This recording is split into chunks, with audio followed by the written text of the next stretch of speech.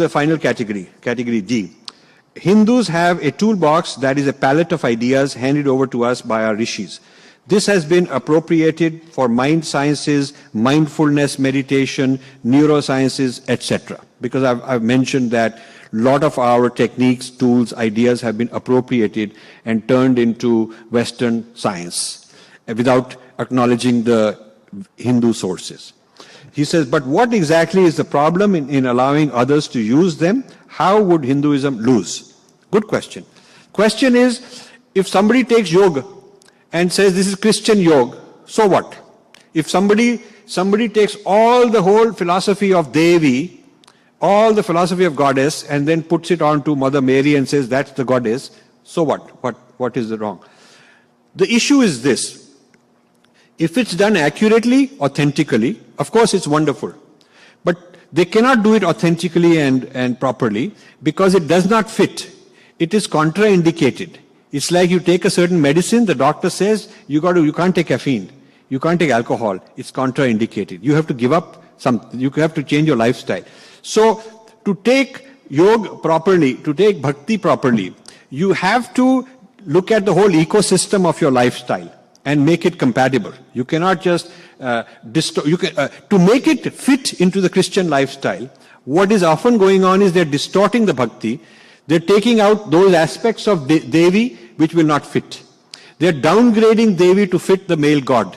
So they are doing injustice because they're doing a cut and paste. They take out something here, something there and bring it in, but they cannot bring the entire system because it won't fit.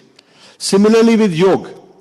They will, in the Ashtanga Yoga, the Christian yoga goes up to a certain point, a certain chakra, but where it is unity consciousness, they have a very big difficulty because their unity consciousness would violate their philosophy, their Nicene Creed. The idea of sin cannot be removed. Sin cannot be removed with yoga. So sin is a human condition, it's a genetic condition in Christianity. It cannot be, you can become a better person. You can become but then ultimately you have to go to Jesus, surrender to Jesus to get rid of your sin. So what they're doing is taking our bhakti, our yoga and various other things and bringing them into their framework. Now as far as mindfulness, meditation and neuroscience and these things are concerned, they're secularizing. They're secularizing, so in other words, they're getting rid of the divinity aspect in order to fit their concept of science where these things don't fit. So the problem I have is not that others will benefit. I want them to benefit. The problem I have is the distortion required to fit their framework. If you take something from one framework, if you take dosa and you tell a Punjabi chef who knows how to make parantha that you try to make a South Indian parantha. So what he'll do is he will try to make it the parantha style, but a real good dosa expert will not like it because he's compromised. He's tried to change this to make it look like something else. This is what is wrong with Christian yoga and Mary Bhakti and things like that they are compromising the integrity of the Hindu Vedic system in order to make it fit something else. And that is the reason I feel bad about it. And as far as the secularization is concerned, they have to get rid of any ideas of divine, any ideas of transcendence, any ideas of Bhagavan, Ishwar, Paramatma, Shiva, any of that. They have to get rid of all that in order to make it fit the mandates of what they call science. And that to me is a distortion. They want the benefits because they know these things work. But they want the benefits in their own framework. This is the conflict. Final question. In your book, The Battle for Sanskrit, could you please explain the insider versus outsider views? What makes Sanskrit unique vis-a-vis Greek or Latin? Is it alive, liberating and sacred? The language was very dear to our Gurudev and his gurus. How can we prevent the outsourcing of Sanskrit? Why is Sanskrit important? Now, that question is basically the summary of the whole book. So I'm not going to give you a 500-page answer. You have to read that in the book. The book, The Battle for Sanskrit, is Sanskrit dead or alive? Because they're claiming it is dead. We are claiming it is alive. We are using it all the time. It is a living language for us. Is it liberating, which we say it is, or is it oppressive, which is what they say, the Western Indologists. And it is oppressive. It's created a caste system. Shudras are not allowed to have Sanskrit. Women were not allowed. This is all not correct. Is it sacred? We say it is sacred. According to them, it is not sacred. It is not a sacred language. So these are the there are three arguments, and this book takes the stand supporting our tradition on those three arguments. And the reason it is different from Greek or Latin is also explained. The idea of shabd, the idea of vibration, the idea of mantra, and the relationship of mantra to pran, that mantra is not just an ordinary word. You cannot take an ordinary word like microphone and say, okay, I will chant microphone, and because that's not a vibration that the rishis have discovered to have the right effect. When you are chanting a mantra, it's the vibrational benefit also, not just the intellectual meaning. So it's good to translate and know what it means in English, but not replace the original Sanskrit mantra by only English. Okay, this is why I don't like when they say you don't have to say Om, just say Amen, or put Allah or something like that and get rid of the Om. Because it's not just a conceptual meaning that can be replaced with another one. It's also a vibration, and that vibration is part of every cell in you. That vibration is not only in the microcosm, but it is in the macrocosm. That same vibration is the basis, the foundation, the fabric of the whole universe. So you cannot translate Sanskrit. Certain words of Sanskrit are non-translatable. So I have 2 minutes left, and I'm very thankful that I just managed to finish on time. I really appreciate the wonderful audience, the attention that you've given to what I have to say. Thank you very, very much. And Swamiji, once again, pranam to you. Thank you so much for listening.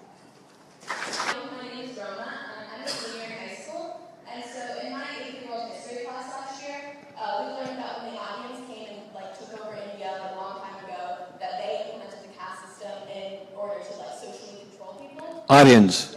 Okay. So could you talk about that? Okay. So I have a Facebook Live. About a month or so ago, I gave a Facebook Live. It's recorded on my on the Facebook page on this issue, on the Aryan Dravidian issue, because somebody in Mumbai is starting a TV serial on the Aryan invasion. They're going to support this Western view of Aryan invasion, make a TV series out of it to misinform our people, and I'm quite upset, so I did that. But in a nutshell, this idea that Sanskrit was brought from overseas by a group of people who were named Aryans, and somewhere in Europe or Central Asia, Russia, or wherever these guys came from, they came, and the Indian people, they are named Dravidians, and there was a clash between them. And so these Aryans, who were Sanskrit people who had the Vedas, they intermarried, but they wanted to have segregation just like they have in America, so with different races. So the castes were created to keep the Brahmins more pure and in control of the Vedas and Sanskrit, and the others were the Shudras. So this is how the theory has come up. Now when Max Muller came up with this theory in the 1800s, nobody in India was made aware of it. So it flourished for almost 50 years, 75 years before Indians even found out about it. And nobody challenged it. Indians weren't empowered to challenge it. And so over a period of time, Indian elite, westernized people, English-speaking people were raised on it. I was also raised on it. But there is no scientific evidence for this. Recently, in fact, yesterday or day before, on my Facebook page, I put up a new article that somebody has posted, which shows the latest findings on using genetics and other information on how from Africa the people evolve and move to different countries, different parts of the world, and how they come to India, and from India they move out. So if you look at that kind of information, there is no Aryan invasion. There is a lot of movement of people inside and outside, even now going on. There's foreigners coming and living in India, and people from India like us coming and living here. I mean, there was trade going on, and there were people from all over the world coming into India, and people from India going all over the world. So flow of people is going on. In that sense, genetic mixing is going on. There is no doubt about that. But there is nothing this has to do with Sanskrit and Vedas being brought from somewhere else. And the arguments are huge. The Sanskrit texts describe flora and fauna which is Indian. They describe huge rivers from big mountains going into the ocean, and those kind of things you don't find in the other places. The Central Asian places which are said to be the origin don't have a big sagar. They don't have a big ocean. You know, they don't have tall mountains. They don't have that. And the type of animals being described, you know, the Indian animals are described. There's snakes, there's peacocks, there's tigers, lions, all these kind of things. The things that are described, the kind of food that is being eaten, it's all from the Indian geography. So it is quite clear that this is sort of a made-up thing. Unfortunately, Max Miller is still worshipped in India. There is this Max Miller Bhavan in Delhi, and recently they had his 100th year or whatever centenaries of some sort they were celebrating, and all the big shots in Delhi, VIPs, all came and praised, you know, Max Miller, great guy. Our inferiority complex is that whenever a Westerner talks about us and he gives a little bit of praise, we are so impressed that we accept everything he has to say, even though it contains poison pills inside. Yeah. So in my book, The Battle for Sanskrit, I've taken on today's equivalent of Max Miller, a man called Sheldon Pollock, who has written a lot of things about Sanskrit, very hardworking and very intelligent. But in all the great praise for Sanskrit, there are these little poison pills about oppressiveness. You know, it is gender biased, it is caste biased, you know, all this divinity that they talk about is voodoo, is toxic. He keeps putting all that. So, but outwardly nicely packaged. So most Indians don't even know this because they've never bothered reading it. And they're bringing these things, translating his works into all kind of languages and trying to bring them in, making him in charge of translating 500 volumes of our texts. And Sringeri Shankaracharya was in the process of endowing chairs of Adi Shankara studies with this person in control. And so I had to intervene. Take a lot of heat, get a lot of attacks. But in the process, I'm very happy that many of these things slowed down. And the Shankaracharya chair is not going to fund any chair for these people to control. So we have to fight back. This whole Aryan theory also, these people, the one I'm criticizing, they are supporting the Aryan theory, the Aryan Dravidian divide. Now, it is not only wrong because it is technically wrong, factually wrong. It is also wrong because the intentions are wrong. The intentions are to divide us and keep us fighting, and to have NGOs that fund one group against the other. The entire Tamil Nadu politics, Dravidian politics, is based on this sham. Until 100 years ago, until 75 years ago, nobody in Tamil Nadu thought they are Dravidians. The Tamil literature goes back a couple thousand years. It does not talk about themselves as Dravidians. It does not talk about being attacked by foreign Aryans. How could such a great literature miss such a huge calamity if it had happened? You would think that the Tamil classics and the Tamil literature would be full of hatred for these Aryan Brahmins and this and that. None of that happens. It's all a modern era creation.